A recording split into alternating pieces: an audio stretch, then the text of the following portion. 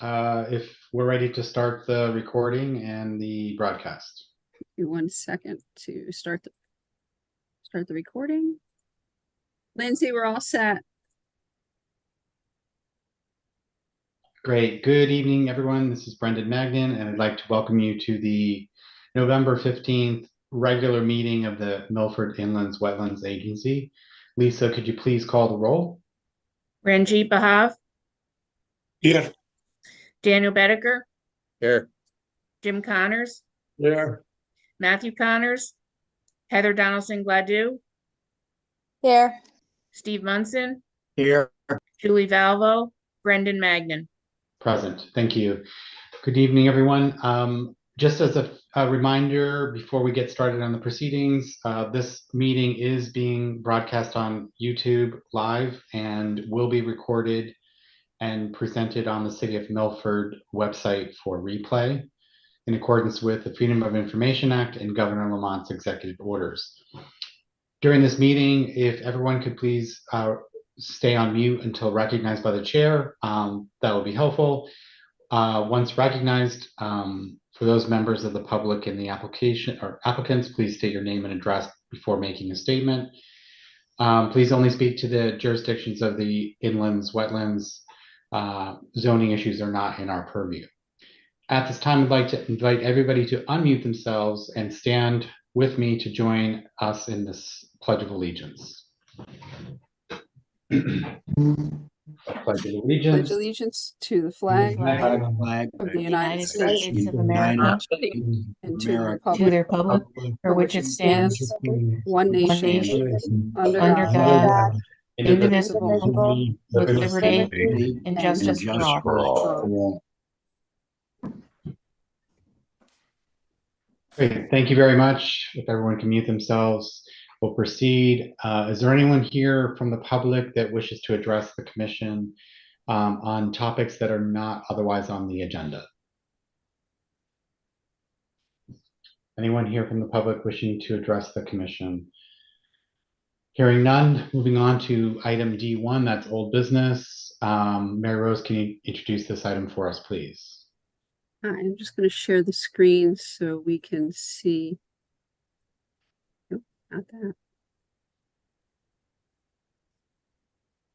Can see the oh, apparently I got lost. Thank you. This is 354 North Street. It is an application for a geothermal heat pump system to be installed by A&S Realty LLC, and it's work within 150 feet of a wetland and watercourse in the Wetland River watershed system. The proposed work is located between the building and the Wetland River on the south side of the building. A portion of the work area is approximately 15 feet from the Wetland. They are proposing to install 20 tubes up to 500 feet for this system.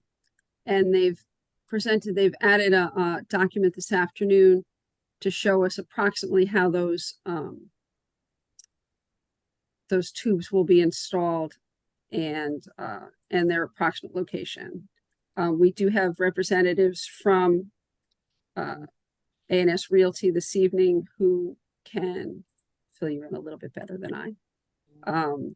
And the questions we had after the last meeting was, sedimentation and erosion controls and how the area will be stabilized. They've submitted this plan this afternoon, which is a modification to the plan they had submitted last meeting. The X's show the proposed holes for the geothermal system. The pink area is an area to be seeded and hayed. This green area here is an area kind of like a settling basin. Should anything run off during construction, anything heavy would settle in this basin. And a little bit harder to see because of the coloring is this red line, which would be silt fence that would encircle the work area. There are some other photos. I'm going in the right direction, and I'm not. Of the site here. The site's next to the Wepwag. This area was disturbed by work that was done by the state for the bridge underneath I-95 and for some flood protection work that was done on the building.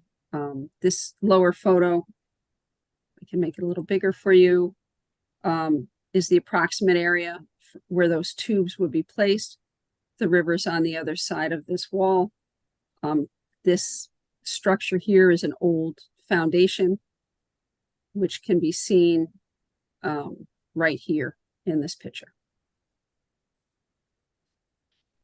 So, Mr. Chairman, I believe this evening, and I apologize, I can't see the screen. We have several members of AS Realty. We have Dana Lynn, we have Allison Bloy, and we have Kurt Hoffman. Great. Thank you, Mary Rose, for the invitation. This evening, the agency can ask additional questions, additional in the sense of, sorry, let me back up. So pursuant to state statutes, this evening, we can ask additional questions in addition to the questions we asked in the original presentation. We can take no action. We can request additional information. We can schedule a site walk, or we can schedule a public hearing. No petition has been received as of today, and the deadline is today. So those are the options pursuant to state statute. Is there anyone from the commission that has a prerogative? How would you like to proceed? Mr. Chair, through you, I mean, I think it looks pretty good. I would be in favor to approve it. Yeah, I was looking at it. Okay, so we have a motion to approve as presented with a second from Mr. Connors. What conditions do we want to associate with this approval? I know, Mary Rose, you drafted in typical form the standard conditions. Maybe I could ask you to comment on whether those are all applicable in your expert opinion, Mary Rose. Through you, Mr. Chair. I wrote up just our standard approval format, referencing the plan that we've just looked at this evening and the information we saw at the last meeting. The standard conditions are that the applicant would submit a construction plan prior to taking out the permit. I'm thinking, as like in most cases, the construction plan is the same as this one you're seeing right now. In some cases, zoning may change things. I don't believe this has to go to zoning, so this would be the construction plan. A reminder that the soil erosion sedimentation controls are to be installed and maintained until the site's stabilized, and to use best management practices along with the soil erosion sedimentation guidelines and the water quality manual to protect the resources on and off site.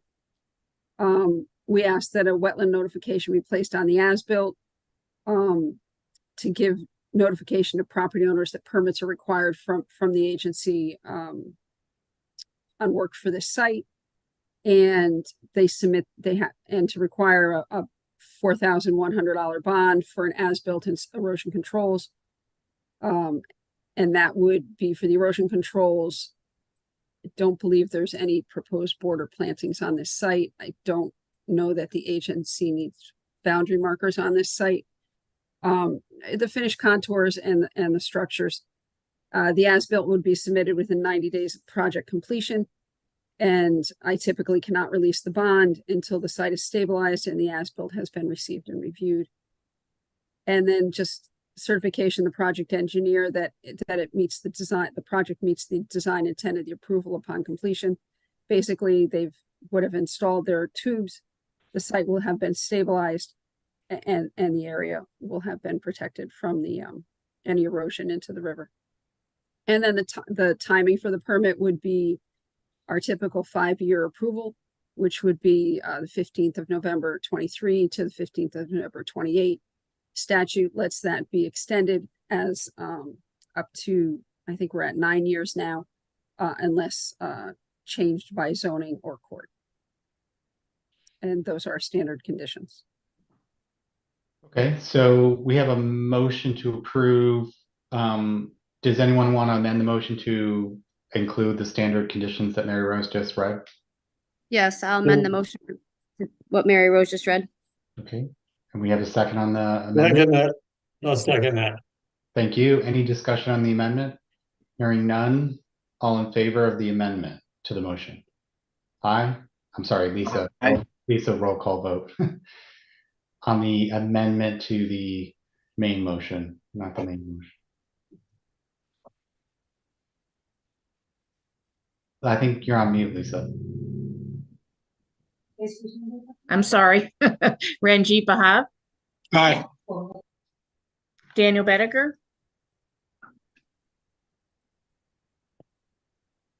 Daniel, you're on mute.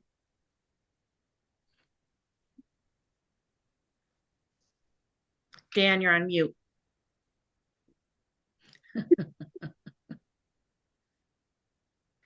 Okay. Aye.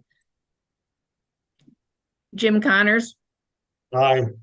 Heather Dawson Gladue, Aye. Steve Munson, Aye. Brendan Magnan. Aye.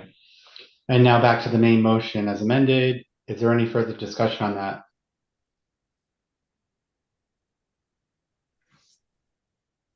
Hearing no further discussion, Lisa, roll call vote. Ranjit Bahab, Aye. Daniel Bedecker, Aye. Jim Connors, Jim, Aye. Heather Dawson Gladue, Aye. Steve Munson, Aye. Brendan Magnan. Aye. Motion carries unanimously. To the applicant team, good luck with your project. Please coordinate your activities through Mary Rose. Thanks for coming before the commission. And thanks to all of you. You know, it's a late night. Thank you.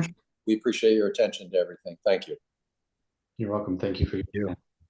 Good Yeah, luck. thank you. And if you have any questions or anything like that, just let us know. We'll be glad to answer them. Thank you. Moving on to new business. Mary Rose, can you introduce this one, please? Sure. This is a proposal by, and I'm just gonna try to share again.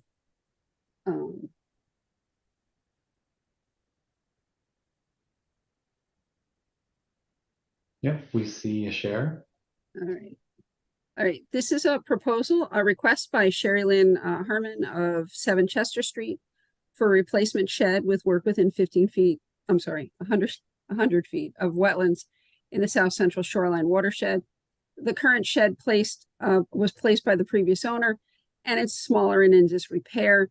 Ms. Harmon would like to replace it with a shed that's no bigger than 20 by 16, which is the red arrows that you see on the screen, the red sized block that you see on the screen.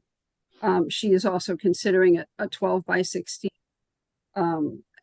The limitations are cost and the agency's approval. She would like to gain approval before committing to a shed size. I did a site walk on October 17th, and those notes were in the link, and I'm going to scroll now.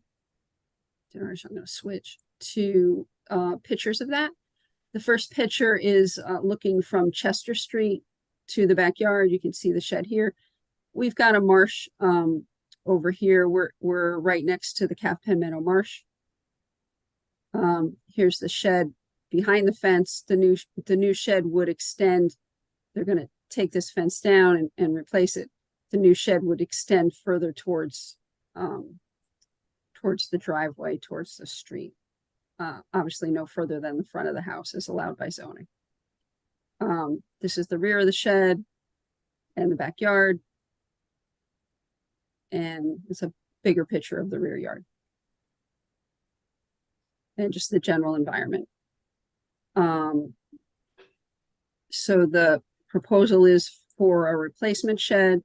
You can see in the picture here, the current shed. The bigger green one is a 12 by 16. The larger red one is a 16 by 20.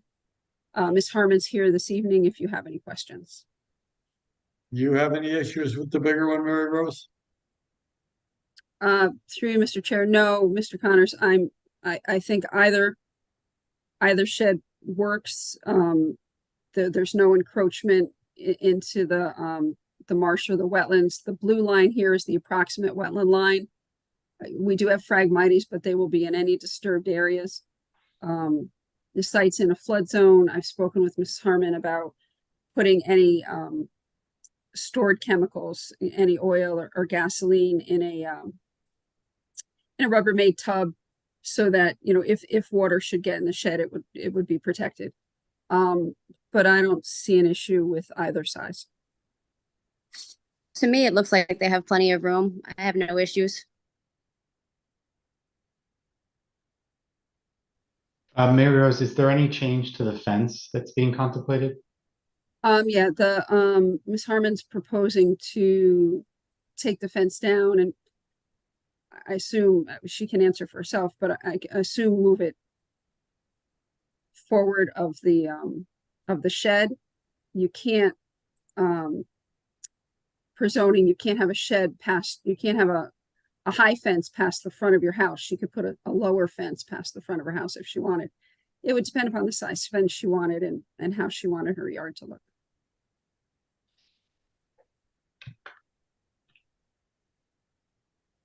Ms. Would Harmon, this be a jurisdictional ruling or? sorry, Jim, let me just address the question to Ms. Herman. Sorry. Could you advise what your intentions are with regard to the fence in relation to either shed size? Yes, good evening, everyone. My name is Sherry Lynn Harmon of 7 Chester Street. I'm sorry, I was trying to take myself off mute and it wasn't working. My intention would be to replace a fence with something that's new. As you can see, that's pretty worn down, just as the shed is. And I would probably put it in the same vicinity of the current fence. It would just go up to the side of the shed. With your permission, of course, depending upon the size that you allow, the shed would just extend out beyond the fence. So I would have a gate in it so that we could still enter the backyard from that side. And this is all preliminary because I'm just knowing that I'm in a wetlands area. I wanted to do this completely right and get permission first, make sure that I am following all guidelines, that I don't exceed any sizes. As Mary Rose, thank you so much. You did an excellent job speaking for me. Mentioned, we're not going anywhere towards the the water area, the phragmites, any of the wetlands area. We're going in towards the house, out towards the front yard, but not extending past the house. So the shed currently, the way that it is, it's really quite dilapidated. The former owner was just patching band-aids with band-aids, and it's a concern that it's falling apart the way that it is. I'd really like to get something that's more secure, because right now it's just got the potential to really just sort of fall apart if we were to have a major storm. Thank you, Ms. Lynn Herman, for coming before us and being diligent. Appreciate that. Mr. Connors, did you have a question? I didn't have any issues. I just didn't know what size shed Mary Rose would let her have. So that's all. Through you, Mr. Chair, the proximity to the wetlands, it needs to go before the agency. It can be a jurisdictional, or if you want, we can come back in 2 weeks and review it as an application. I don't know that the information you'd be provided would change very much in 2 weeks. Yeah, I would recommend a jurisdictional ruling. Through you, Mr. Chair, I'd like to make a motion for a jurisdictional ruling. Second that motion. Motion has been made and seconded. Any discussion on the motion? Essentially, that for your benefit, Ms. Herman, that would be the authorization that Mary Rose would have from us to proceed and work with you on the application. And you wouldn't have to come before us and formally apply. It's a lot more rigorous. So these are this is appropriate to be considered a jurisdictional ruling. So just for your benefit. Any discussion on the motion? Hearing none, Lisa, roll call vote. Ranjit Bahav, Aye. Daniel Bedecker, Aye. Jim Connors. Jim, You don't hear me? We do. Aye. Okay. Heather Donaldson Gladue, Aye. Steve Munson, Aye. Brenda Magnan. Aye. Motion carries. Great. Good luck with the project. Thank you all so very much. I guess it's okay to leave the meeting now, and then I'll keep in touch with Mary Rose as I move forward with the project. Thank For you all. Thank you. Thanks Thank for you. coming before us and being diligent. Appreciate it. Thank you. Have a good evening. You too. Okay, moving on to the next agenda item. Do we have a motion to approve the minutes as distributed? Make the motion. I will second it. Great. Motion's been made and seconded. Do we have any discussion on the motion? Hearing none. Lisa, roll call vote. Ranjit Bahav, Aye. Daniel Bedecker, Abstain. Jim Connors, Aye. Heather Donaldson Gladue, Aye. Steve Munson, Abstain. Brenda Magnan. Aye. Motion carries. Thank you, everyone. Staff report, Mary Rose. All right. I have to tell you about a forum that the Natural Resources Conservation Service is promoting and will be holding in Milford on December 6th, which is our next meeting. It's a forum to gather information basically about natural resources. It's tasked to agriculture and forest owners, but it really is open to any citizen who might have questions where Natural Resources Service or the NRCS could task their funds and personnel.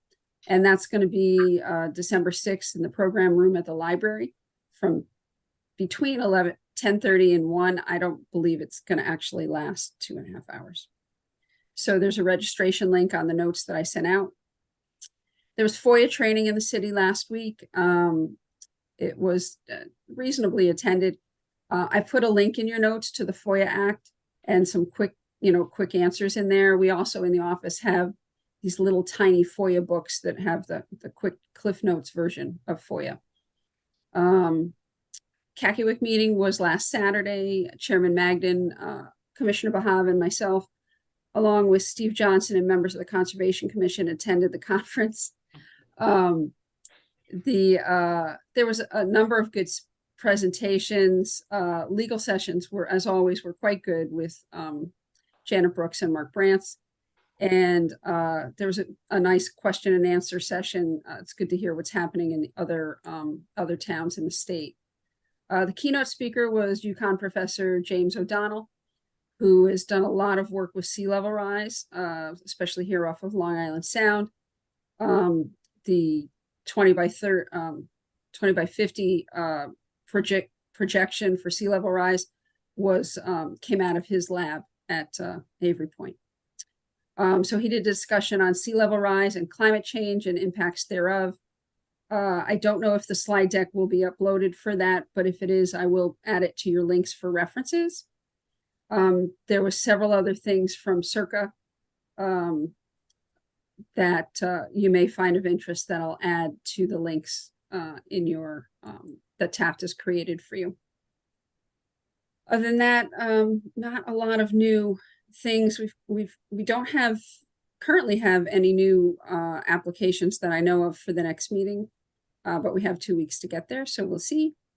We've gotten a couple more as-builts. Folks are looking for their bond releases. We're working through those. I'm also working on the MS4 program and the community resource program for flood control and flood reductions.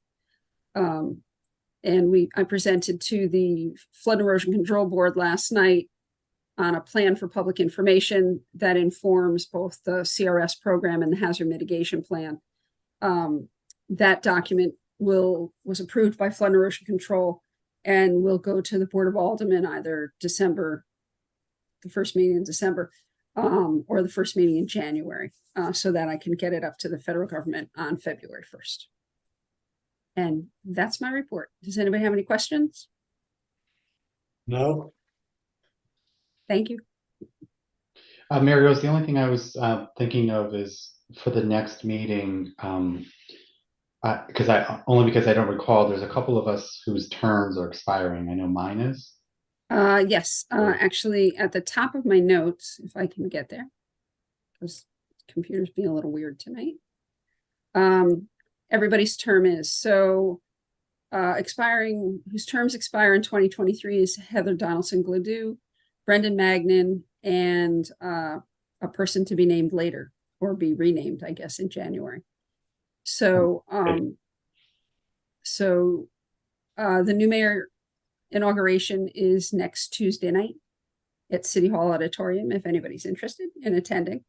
And then, Sorry, Mary Rose, I thought it was Monday. no, maybe it is Monday. I'm sorry. Am I wrong? I will check it. That invitation came out this afternoon.